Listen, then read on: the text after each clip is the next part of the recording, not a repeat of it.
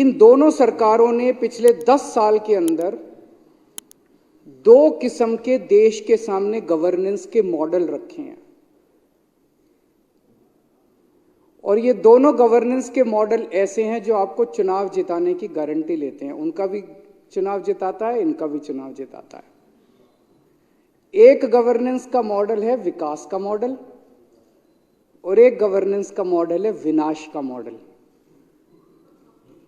हमने आम आदमी पार्टी ने 2015 फरवरी में जो भारी बहुमत मिला, हमारे पास तो कोई पावर ही नहीं थी दिल्ली के अंदर, ना पुलिस हमारे पास, ना एलजी हमारे पास, ना कोई पावर ही नहीं थी हमारे पास।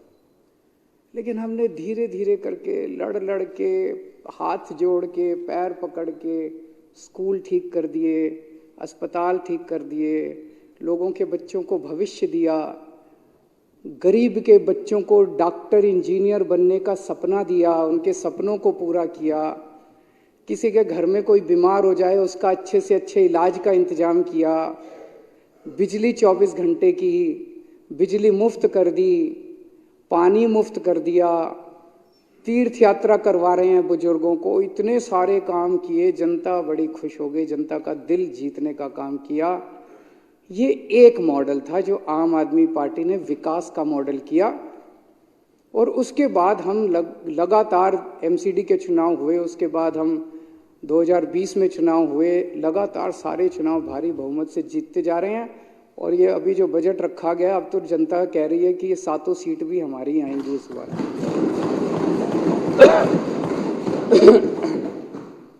ये था विकास का मॉडल। 2014 मई में जो बीजेपी को भारी बहुमत मिला और 280 सीट आई, उन्होंने एक दूसरा गवर्नेंस का मॉडल रखा जो है विनाश का मॉडल।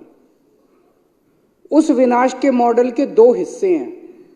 एक हिस्सा है सामने सारी पार्टियों को कुचल दो, खत्म कर दो, खरीद लो, तोड़ दो, गिरफ्तार कर लो, जेल भेज दो, ईडी लगा दो, सीबीआई लगा दो, सामने कोई बचेगा ही नहीं तो चुनाव किसके बीच में होंगे, फिर तो यही है। ये दूसरा मॉडल है जिसके अंदर आप विपक्ष को एक एक करके खत्म करते जाते हो, सरकारें गिरा देते हो, एमएलए तोड़ लेते हो, गिरफ्तार कर लेते हो, धमकी देते हो। और इनके विनाश मॉडल का दूसरा हिस्सा है कि पूरे देश में कहीं कोई विपक्ष की सरकार अच्छा काम कर रही हो, उनके कामों को रोको, खुद अच्छा काम नहीं करो, उनको अच्छा काम करने से रोको। अगर कोई देश हित में, इस देश में दूसरी सरकार कोई काम कर रही है तो उसको अच्छा काम करने से रोको। ऐसा नहीं कि इनको देश ने मौका नहीं दिया अच्छा काम करने का। गुजरात में 30 साल से इनकी सरकार है, 30 साल में एक स्कूल ठीक नहीं किया इन्होंने, एक सरकारी स्कूल ठीक नहीं किया। अभी जो गुजरात के अंदर विधानसभा के चुनाव हुए, उसमें एक दिन प्रधानमंत्री जी का मन किया कि ये मनीष सिसोदिया रोज जा जाके स्कूलों में फोटो खिंचवाता है डेस्क पे बैठ बैठ के, तो एक दिन प्रधानमंत्री जी का मन किया मैं भी जाके डेस्क पे बैठ के फोटो खिंचाऊं। तो उन्होंने तय किया कि मैं गुजरात के किसी सरकारी स्कूल में जाके डेस्क पे बैठ के बच्चों के बीच में फोटो खिंचवाऊंगा। पूरे गुजरात में ढूंढा इन्होंने, 30 साल में एक स्कूल ऐसा नहीं मिला पूरे गुजरात में जहां प्रधानमंत्री जी जाके इज्जत के साथ फोटो खिंचवा सकते। तो उन्होंने टेंट में एक टेंट लगाया गया और उस टेंट के अंदर 5 बच्चे बिठाए गए, 4 डेस्क बिठाए गए, एक फर्जी टीचर सामने, और वहां प्रधानमंत्री जी को फोटो खिंचवाया। अगले दिन जब हमारे कार्यकर्ता वहां पहुंचे, वो टेंट भी नहीं था और क्लासरूम भी नहीं था और स्कूल भी नहीं था, टीचर भी नहीं था, बच्चे भी नहीं थे। तो ऐसा नहीं कि देश ने इतना भारी बहुमत दिया, ये चाहते तो देश का दिल जीत सकते थे।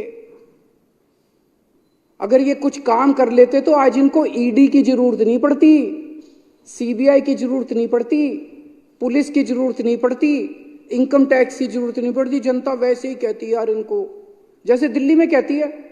दिल्ली में तो हमारे पास पावर ही नहीं है, हमने कौन सी ईडी फीडी छोड़ रखी है इनके पीछे। खूब फल फूल रहे हैं ये लोग भी, सारा विपक्ष फल फूल रहा है।